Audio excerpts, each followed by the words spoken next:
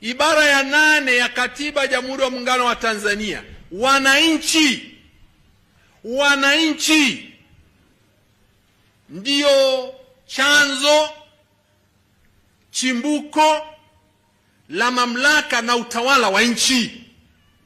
Serikali inawajibika kwa wananchi, wale walio madarakani wanawajibika kwa wananchi. Mnapomfanya mkubwa yote kuwa Mungu, mnaua nchi yenu. Mungu ni mmoja tu.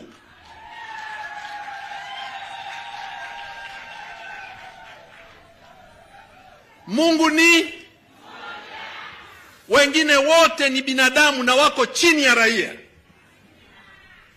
Tanzania tumepotoka. Viongozi tumewapa, hata sisi mnatupa nafasi kubwa. Sisi tuna kazi kubwa hapo altarini. Tukija huku kuhesabu sadaka, tuko chini yenu. Si ndio baba mkurugenzi wa baraza la walei? Naye amesema hapa baba, sema yeye ni sadaka yeye ingilii kabisa. Hata parokiani kwake sema yeye anasomewa na mwenyekiti. Si ndio Mwenyekiti mwenyewe yuko pande huko. Utawala wa nchi uko chini ya wananchi. Ibara ya 8 ya Katiba ya Jamhuri ya Muungano. Hatujaitendea haki ibara ya 8. Tunaona watu wanakuwa hawagusiki, wanafanya wanachotaka. Anasema mimi nimeamua kuanzia leo mtafanya hiki. Mimi nimeamua, nchi hii ni yako, ni nchi yetu hii. Asa sasa hivi wengine wanasema father useme hivyo hutafika nyumbani leo, utaishia njiani.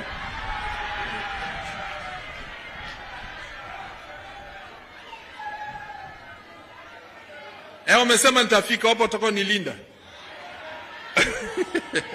Sasa sikilizeni.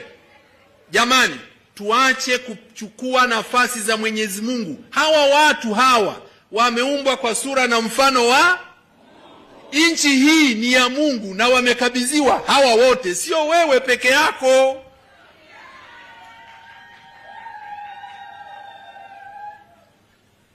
Na tumfanye mtu. Na akasema si vyema huyu awe peke yake, nimletee na msaidizi. Haina maana Adamu angebaki peke yake, anahitajika mtu mwingine, na baadaye familia zingine zikaongezeka. Tunaelewana? Basi huo kweli ni mgumu kusemwa, lakini nyinyi wa Katoliki tuufie huo. Na kweli kuna watu mtakufa kwa hilo. Ukilisimamia huko salama. Kwa sababu unapozuia watu kwenda juu wanakotaka, watu wakubali kutawaliwa na sheria. Nchi hii utawala wa sheria umeshuka. Utawala wa nchi utawala wa sheria, nchi inaongozwa na sheria.